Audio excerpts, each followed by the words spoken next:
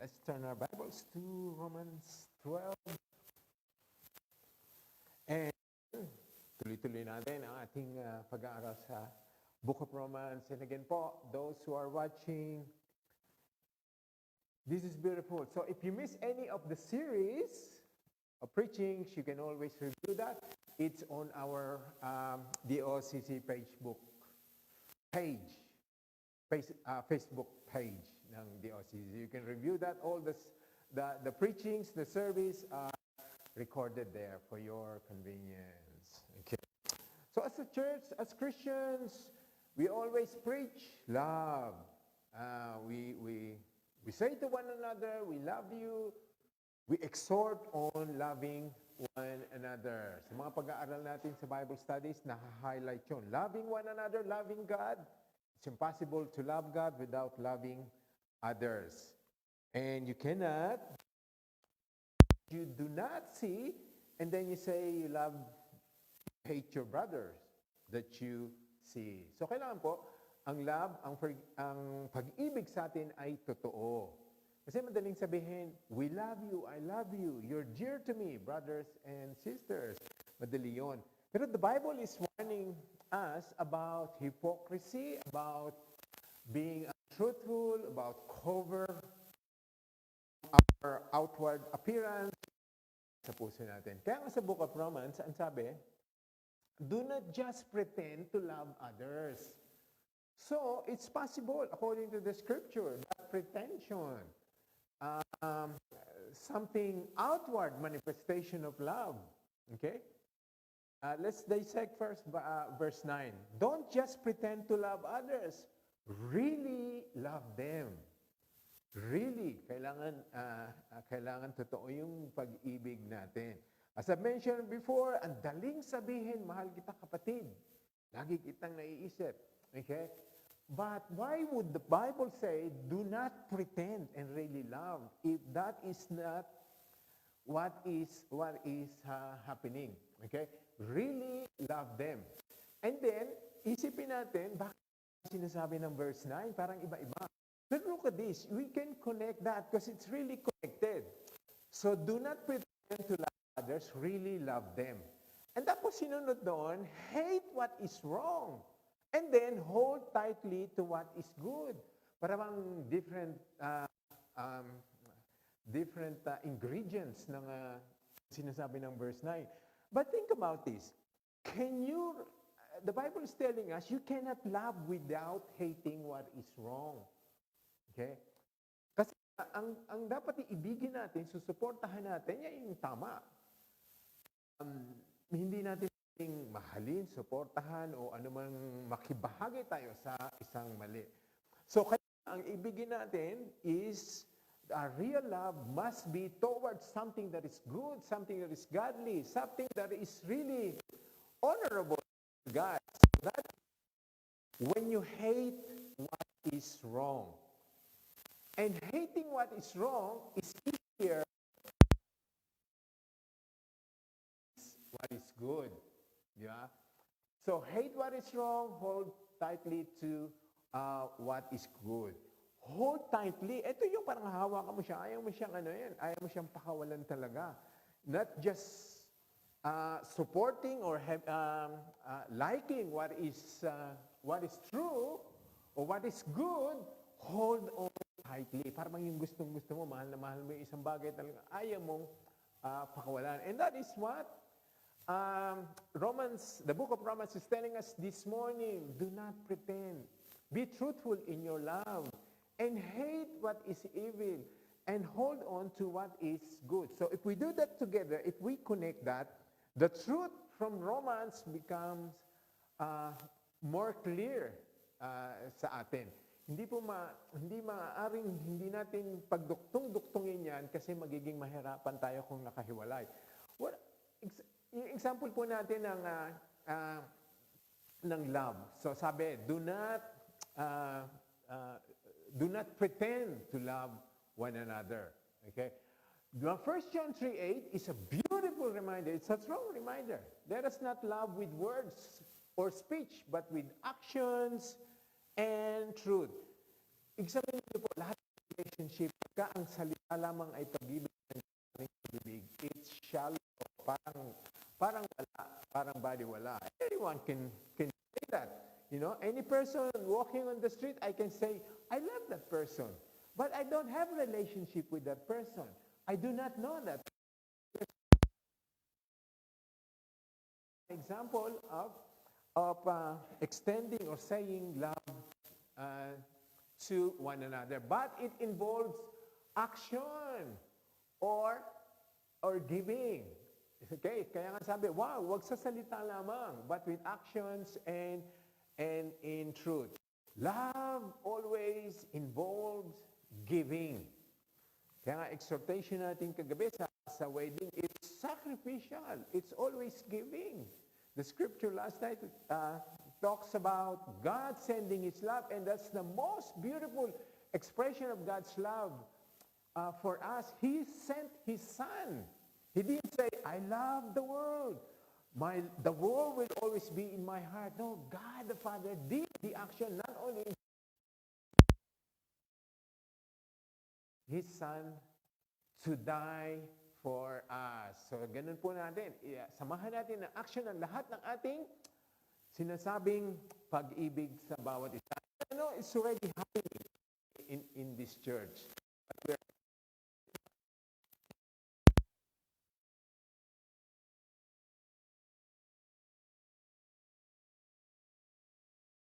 Sabi yan, gusto namin makita ang iyong paggalaw, ang iyong actions. Okay? So we preach on loving one another, but coupled add action. Sinasabi sa verse 22. Truth, so that you have sincere love for each other. Love one another deeply from your heart. Take note po yung first part. How can you love deeply? How can you have sincere love for one another? Purify yourselves with the truth, the Bible, the Word of God. Ito po, dito, kasi there's a big difference between a godly love and between brothers and sisters and worldly love. Love, it's mysterious, minsan pretensions, outward. Pero kasi when you start reading the Bible, when you start understanding the Word of God, your love for one another becomes so truthful. Kaya nga, ang sabi niya, purify yourselves by obeying the truth. And then what's the result? You would have sincere love for other. Ito lang po. Hindi lang sincere love ang mangyayari. Ang susunod, sabi, deeply. So your love will be sincere, would be deep. Doon, ang sabi, your love would be the heart. How is that? So talagang pinalalim ng scripture. Here,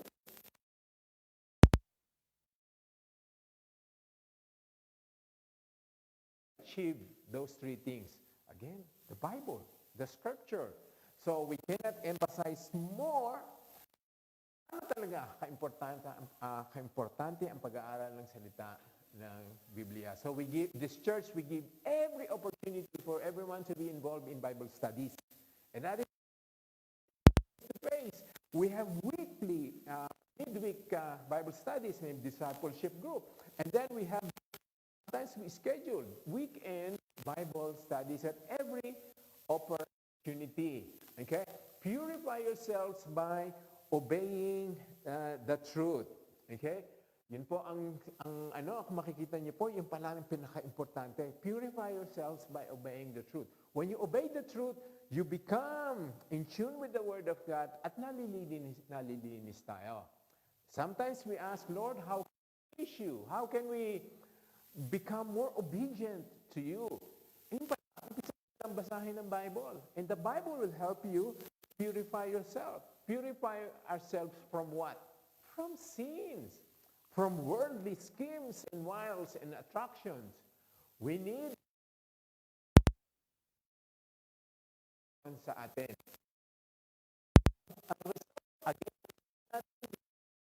Other will become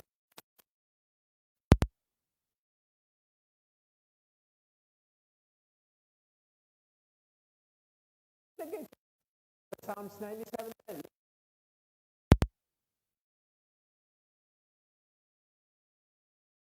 Love na tinuturo ng Bible, positive and negative. You love God, but you have to hate evil. The scripture is really clear. Sabi ng Panginoon, you cannot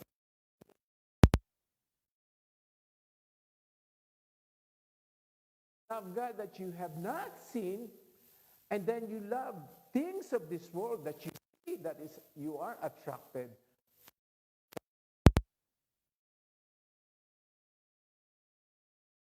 Though, doon sa mga nagsasabi na you love God, but you not hate evil, talagang, you not only following that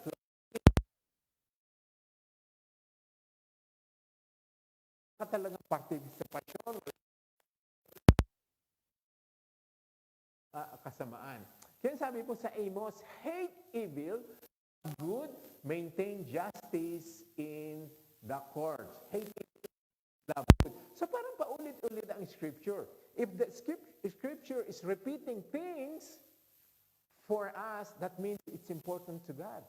That is sincere, and that is great, and that is serious. Kaya nga, marami kayo talaga mababasang scripture. And when I started reading the Bible, I said, bakit gano'n ang Bible? Maraming inuulit. Maraming paulit-ulit. Sinabi na doon sa book na yon, sinabi na doon sa chapter na yon. And then it dawned on me, I realized, God must be serious in us memorizing, remembering. Yung parang yung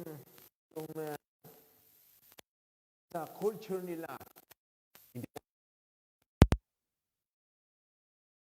form of or intimacy, pag inulit mo pala yung pangalan ng isang tao, halimbawa, John. So it's not only calling that person, the attention of that person is saying,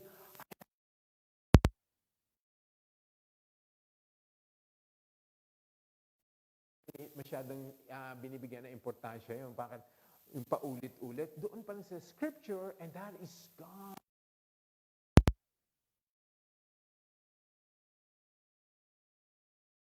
Many times.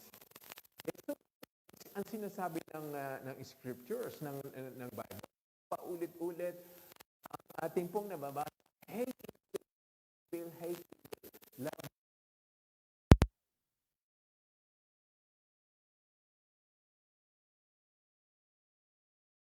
Always do what is right. Sa atin po, that is a mandate sa Christians.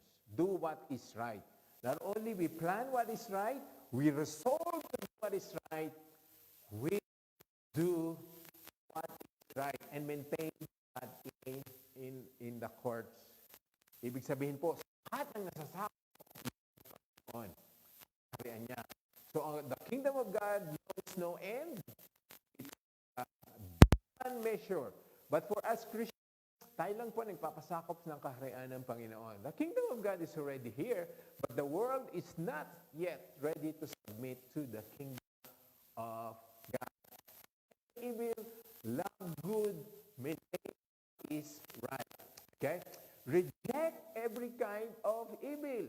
Parang din, parang pareho yun. Hate what is evil. Have nothing to do what is evil. Reject what is evil. Have nothing to do with the fruitless deeds of darkness. Ang sinasabi po sa atin, marami kasi sa atin, we do not participate in those evil schemes.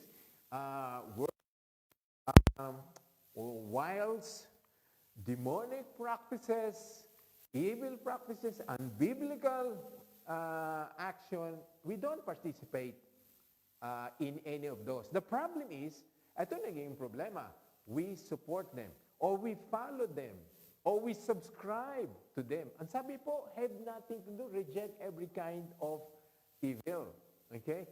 We don't practice homosexuality, but we support people who practice homosexuality. We follow them. We clap. We applaud them. And that is not what the Bible is telling. Every kind of evil. Ang ating pong pag-reject, pag-hate sa kasamaan is not to completely repel them towards us. Yung pong action nila ang ating pong kakamuhian. Huwag natin iba-follow. But for us, we still have the passion to reach out to them. Reach out to them and share the gospel. Yun po ang pinaka-importante. Kaya nga, sabi ng Panginoon, sabi, have nothing to do with the fruitless deeds of this world and hate the world.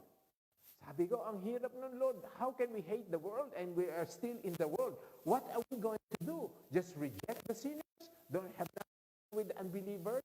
Hindi po. Ang sinasabi ng Panginoon noon, kamuhian nyo ang kanilang mga ginagawa. Huwag kayo makipag-participate. But for us, our hearts, our passion is towards the sinners and the unbelievers. Yun po ang itutuloy natin. But this is not, we're not compromising on this. We are still having this passion to reject every kind of evil. Wala pa.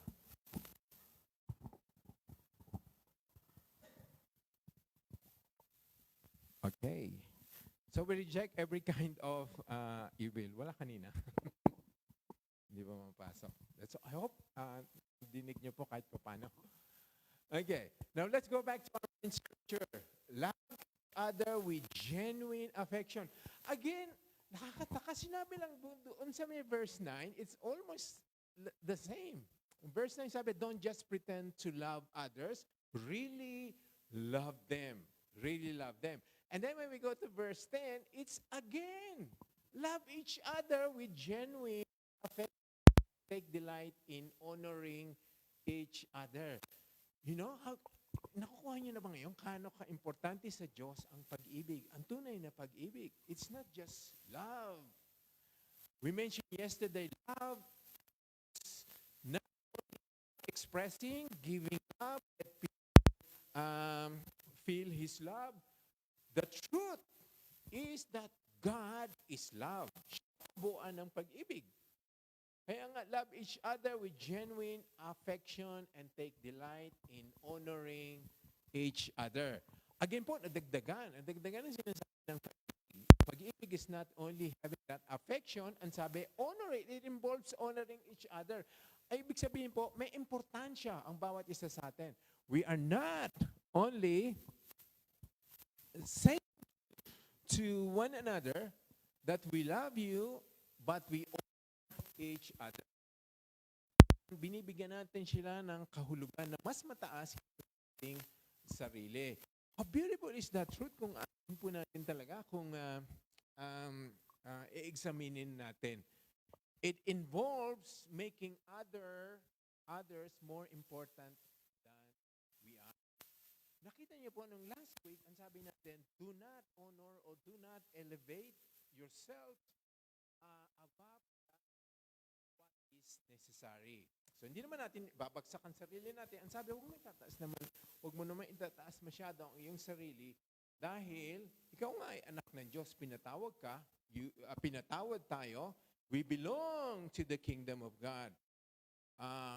Sa royal family ng Panginoon.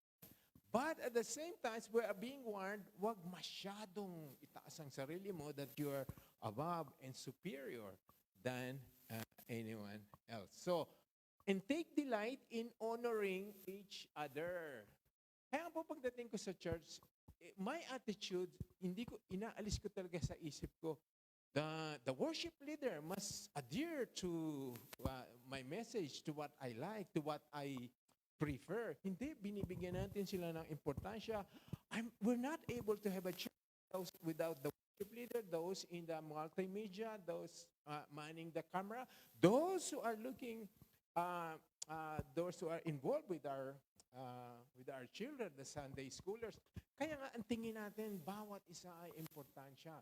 Hindi pwedeng mas mataas ako sa iyo. Ikaw ay kailangan mag-revolve sa preference ko. Kaya nga in this church, no one is indispensable. Ibig sabihin po, pwedeng mawala ang lahat. Ang church na ito ay mananatili pa. Bakit? Dahil ang Diyos ang nag-establish nito, nag-umpisa nito. So ang isa lamang na hindi pwedeng mawala sa church nito ay ang presence ng Holy Spirit. So anyone, the pastor, the elders, anyone, the church can still be church because God who established this church. Okay po? So honor each other or respect each other or take this others, consider others better than yourself. Kasi pag ginilagay natin sa isip natin, talaga maaalis yung kayabangan natin, maaalis yung arrogance natin. Kaya naman ganyan ang church go. Anumang relationship, pagka mataas lagi ang iniisip natin, walang mangyayari sa'yo kundi dahil sa akin. The truth is, it's God who should be honored with such position. Ang Diyos lamang talaga naman. Wala naman sa mundong ito na makakapagdulot sa atin na magbago ang puso natin, sumunod sa Panginoon, magbago ang buhay, kundi ang Diyos lamang. We are just instruments. So continue honoring one another, respecting one another, making others feel they are important. Bigyan natin po ng importansya. Kasi nga pag hindi natin nagawa yun, yan po ay napakalaking problema ng church. So we always adhere to a church wherein pastoral team, pastoral presence ay laging nandoon. Kasi napakahirap po ng walang pastoral cares. That is one-on-one personal interaction sa bawat isa. Kasi nga sinasabi ng Bible, doon natin mararamdaman ang personal interaction natin, ang honoring one another.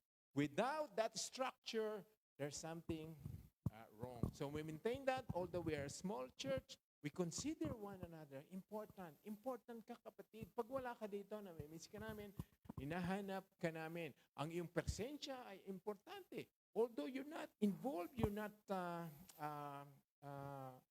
strong sa ministry involvement, pag nandiyan ka pa lamang, yun kami ay nagagalak na. So whenever people come and we see them here, we are delighted. Maging doon po sa aming pong multimedia. Kaya nga po, doon sa mga nagbabantay ng multimedia natin, importante po nakikita namin, small comments po, good morning DOCC, good morning po, hello po. Even that small presence, we acknowledge that. We try to acknowledge that. Jeff tried to respond to those comments during our live streaming. Kasi nga, again po, and that is honoring each other, delighting in what others are involved with. So whether you're nagsasalansang ka lang ng silya o nanunundo, or ano man ang ginagawa mo, tumutugtog, nasa pulpito, hawak mo ang mikropono o hindi, maski na ang hawak mo sa church, we honor you. We honor you. We will try to organize that as soon as possible. Appreciation night. Appreciation night, kahit maliin tayong church, appreciate those people. How beautiful it is. Nag-highlight sa akin kagabi, nag-highlight sa akin talaga yung when the newlywed started appreciating those involved, yung mga tumulong nandun sa team, tinawag niyang isa-isa, in-acknowledge niya. How beautiful is that? Totoo nga yun eh. Napakaganda ng wedding. It's not just for the event itself. It's the people, those people who help, who organize, who met and plan things. And that is honoring one another when you acknowledge them. Is it always necessary? It's not always a must for every action. Hindi naman lahat ng action na appreciate natin, tawagin natin. But there must be an opportunity to appreciate one another. I remember the miracle of Jesus Christ. He healed 10 lepers. Akala ko ganun, Jesus Christ is not so much about those people. Minsan nga, sinasabi niya, don't tell anyone. Just go and present yourself to the priest, or go home, show yourself, and join your family. But that one instance, he healed 10 lepers, and there's only one. Isa lang ang bumalik. Isa lang nagpasalamat.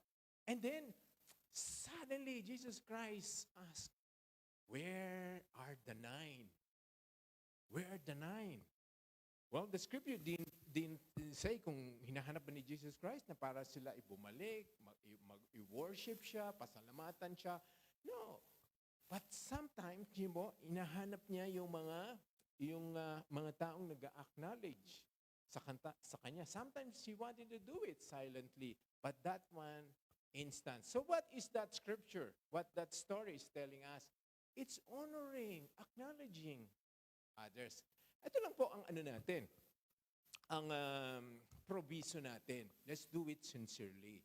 Let's not do it just to para lamang we look better, we look good, parang pretension lamang yon. When we appreciate someone, let's do it sincerely. Kaya ang sabi, ang scripture natin ngayon, love sincerely, even in honoring one another. So when we honor, halimbawa si Arnold, salamat sa ginagawa mo. Salamat at nandito ka. We appreciate what you are doing and we love you, brother. And that is from the heart. Again po, love each other with genuine affection and take delight in honoring each other. So makikita niyo po, the word, itong translation na to, ginamit po, ang ganda, sabi niya, take delight. Ibig sabihin, malugod ka. You're not only willing, you're not only ready, but you're delighted to honor others. Hindi ka lamang napipilitan. Hindi ka lamang sumusunod sa mga ginagawa ng iba. But you are doing it with genuine affection and delight in honoring each other. So if we have not done it yet, let's delight in doing things. Mahirap ba yun na bago tayo magpaalaman sa church, sabihin natin, thank you Celia, thank you dun sa food order, thank you dun sa mga inayos mo, thank you sa pagtugtog mo. We see you. Or simply thanking them. Thank you, brother. Thank you, sister, for being here with us. It's good to see you. But let's make it genuine.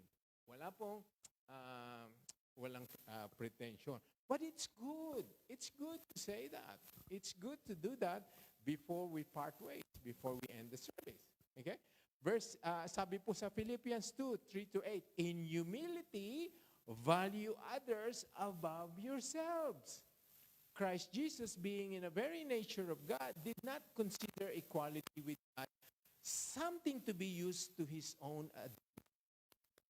He made himself nothing, taking the very nature of a servant. Okay? Sabi ni Jesus Christ, he didn't highlight, although he's a king, he's God, he's divine, ang highlight niya, the Son of Man came not to be served, but to serve. Para mag-God. Iniwanan nga niya the glory of heaven. Iniwanan niya ang thousands of angelic hosts worshiping Him from eternity to eternity. But for the brief moment, iniwanan niya yon, taking the very nature of God. Serve. Churches, they don't just call them, they just don't call their leaders leaders. They call their leaders servant leaders. And how truthful is that? How truthful is that? The leaders are supposed to serve. Take that example given to us by Jesus Christ. In humility, value others above yourself. And then Philippians 2 mentioned, recalled, reviewed, analyzed, told us the beautiful example of Jesus Christ taking himself the form of a servant. Okay. Sabi po ng napag-aralan natin last time, the gifts of the Holy Spirit are given to us for the edification of the church and so that we can serve one another. Ganun po. We serve one another. We don't want to be served. We don't wait to be served. We serve. We initiate that. Kaya po, sabi sa Romans 11, never be lazy, but work hard and serve the Lord enthusiastically. So anong kaibahan, anong koneksyon ng pagiging tamad sa pagsaserve sa Panginoon? Well, kung isipin mo, hindi ka naman magsaserve sa Panginoon kung ang desire mo is to be lazy, just to sit down there. Ang sabi, never be lazy, but work hard and serve the Lord enthusiastically. And again, reviewing po dun sa mga nakaraan nating scripture. So what has that got to do with love? Loving sincerely, loving truthfully, loving from the heart. Kasi nga, you cannot do that if you do not want to do anything. So, laziness is doing anything. And mind you, the Bible is strong, is commanding, giving us orders against laziness, doing nothing. Ano pong habilin ni Jesus Christ doon sa parable sa ating pong mga naghihintay? Sa ating pong mga Christian na we're born again na ngayon, we're saved. We're going to heaven. We will. That's the promise of God. But God didn't say us, wait for my return. Ang sabi niya, occupy. Occupy till I come. Ibig sabihin, mapuno kayo ng mga gawain hanggang ako'y bumalik. How truthful is that? Occupy till I come. I want you to produce. I want you to bear fruits. I want you to steward what I have given you. And that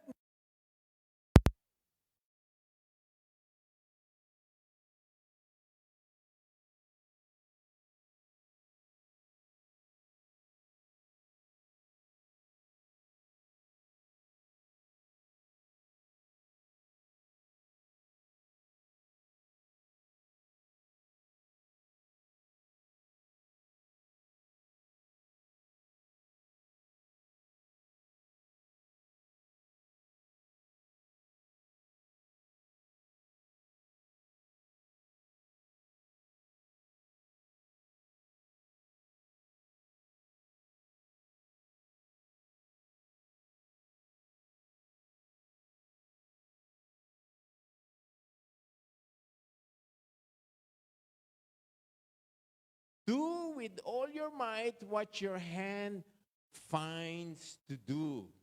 Sa lahat ng lumapag sa ating kamay, lahat ng may pagkakataong magtrabaho tayo, gawin natin, asikasuhin natin, i-produce natin, we do with all your might. Ano yung sabihin na with all your might? Lahat po, the best effort.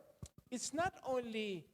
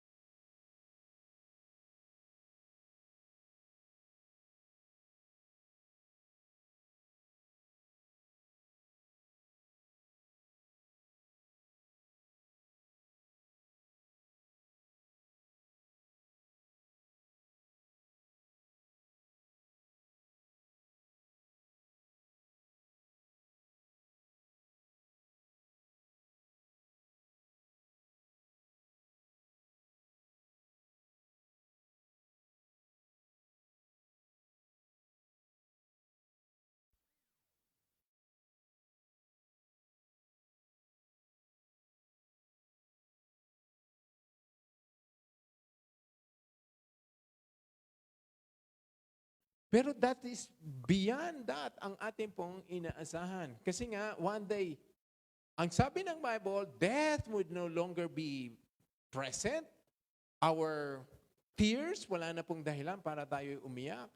Wala na po tayong hinihintay kundi ang pagbabalik ng Panginoon. Lord, help us with our live streaming. Rejoice in our confident hope. Be patient in trouble and keep on praying.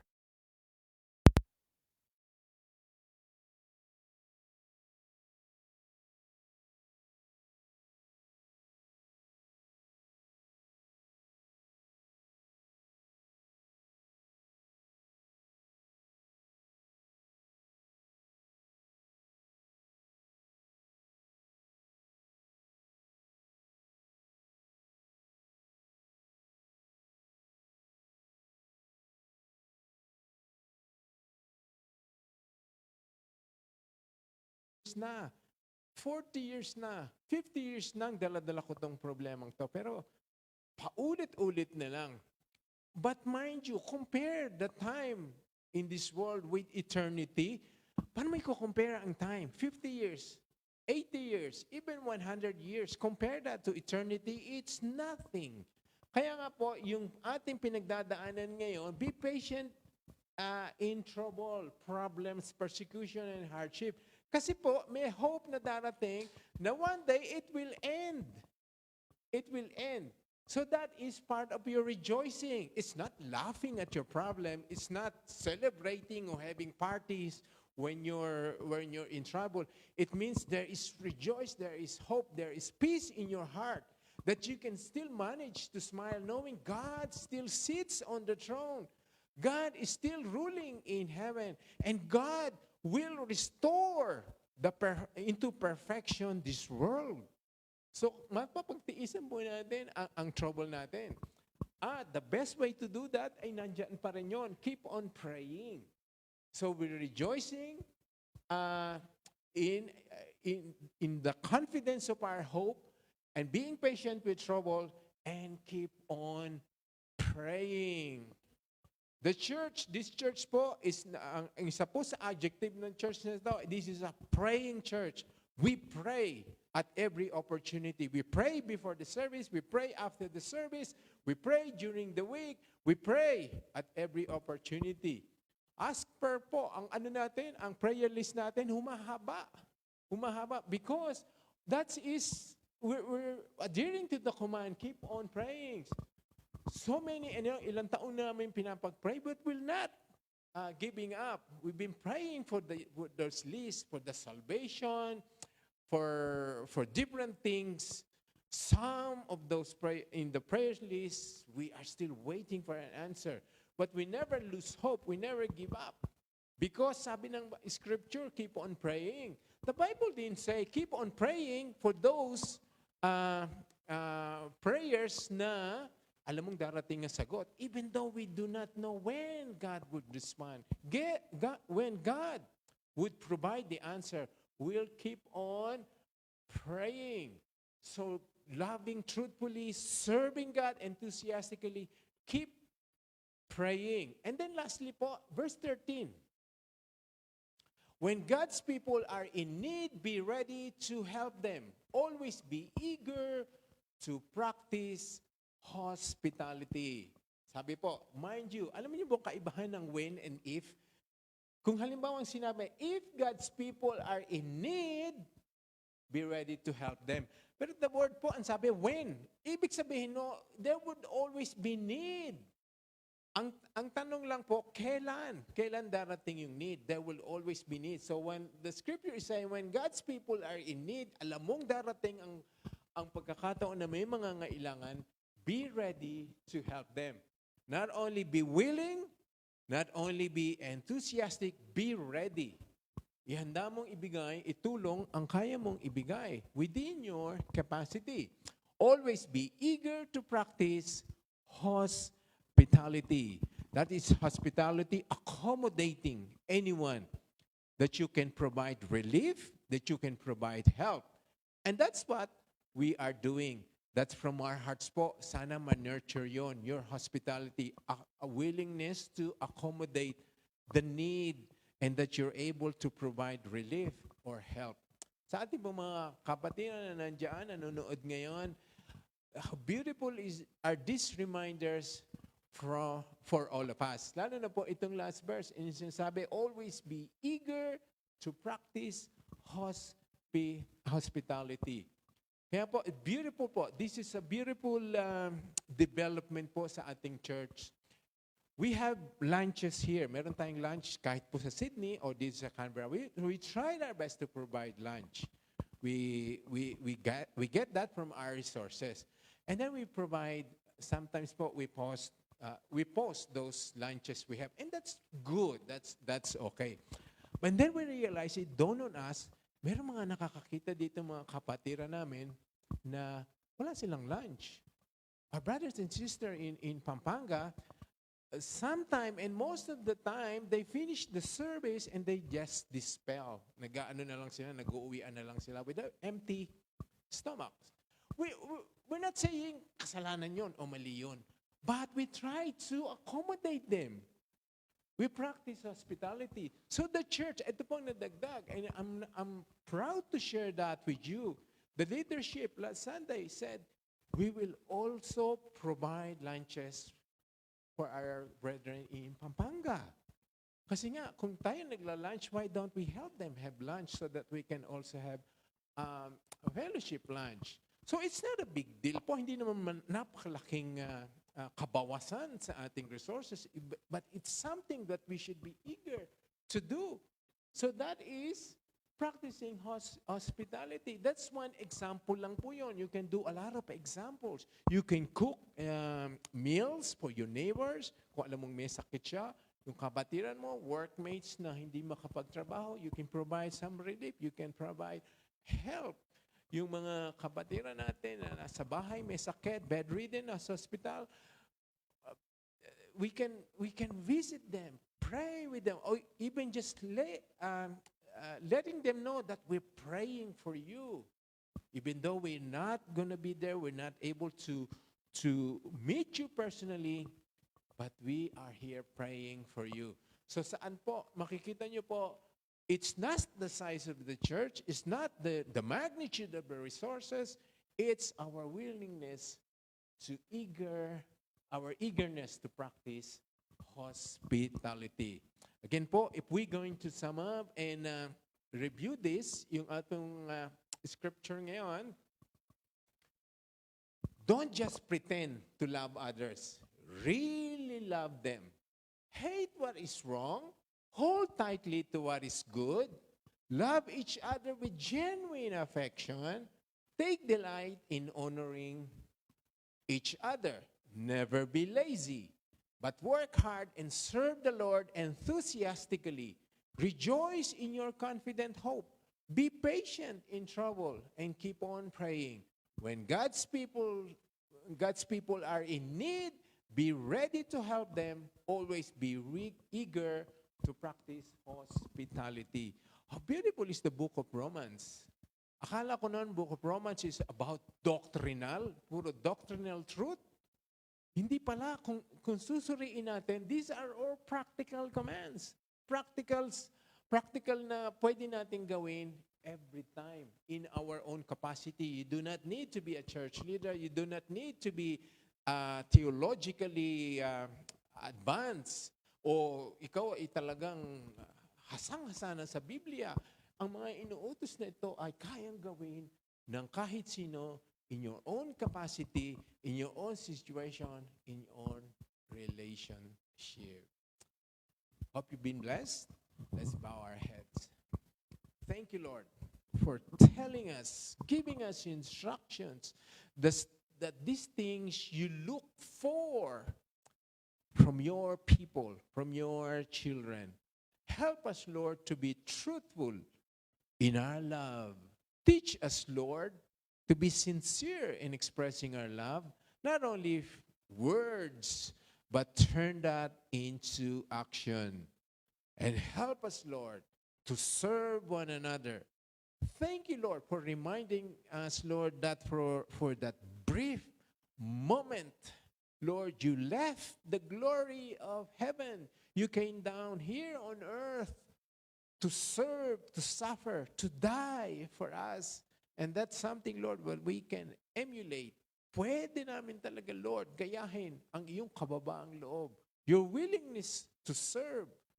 Help us, teach us, Lord. Motivate us to serve one another out of deep and sincere love for each other.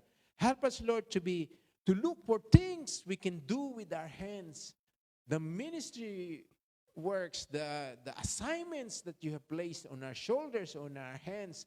Help us, Lord, to be more diligent in stewarding over all those things that you have given us. Thank you, Lord, that you're able to move mightily, big, beyond, over our prayers, over our imagination, over the things we can ask for. You can do more. Thank you, Lord, that we're being instrument of yours, so that others can be blessed, others can feel the love of God, others can see that your people are people ready to serve, ready to accommodate, ready to practice hospitality, ready to provide relief, and all the good things that you want your people to become fruits of our labor. Thank you, Lord, that through our willingness to serve you, we are also, Lord, being blessed by you because you delight in the obedience of your people. As a church, Lord, we submit ourselves to you so that we become instruments for others, tools for others to feel the love of God. How beautiful a Father you are to us. Help us, Lord, in the message we heard this morning, to put that in our hearts. Starting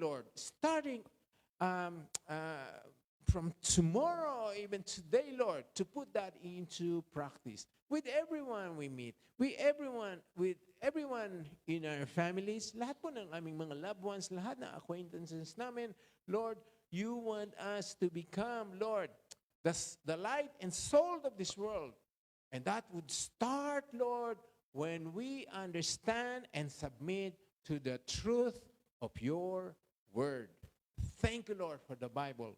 Thank you for the opportunity to study, to put that in our hearts. And because of that, Lord, we're ready to serve you in humility, consider others better than ourselves, and that is bearing the importance, each and every one of us, in our presence. Talaga po ang importansya, ang pagmamahal, ang pag-ibig, ang pagrespeto sa bawat isa ay makikita sa aming puso na tutulungan mo kami doon sa mga areas na yon. So Lord, we thank you, we bless you.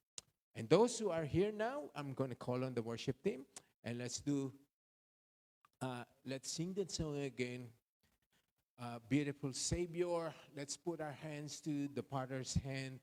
And those who are here, who are willing, who are in need of anything, prayers po. Prayers, we are here. We want to pray with you. Even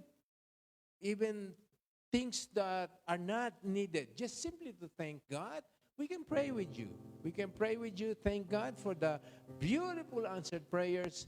Thank God for the beautiful events sa ating buhay. We don't simply come to the altar to ask for prayers. We can come to the altar, just simply raise our hands. We can pray with you. Thank you, Lord, for the blessing, the favors, the healing, the answered prayers na binibigay mo sa lahat ng areas ng buhay namin.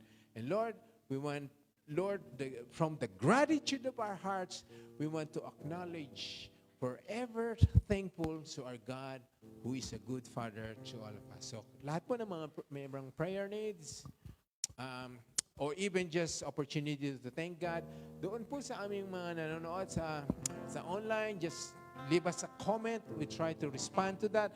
Leave your names And contact number, we can pray with you if that is what is needed. So as we worship God together, let's approach God in prayers, whatever capacity, whatever area, whatever situation.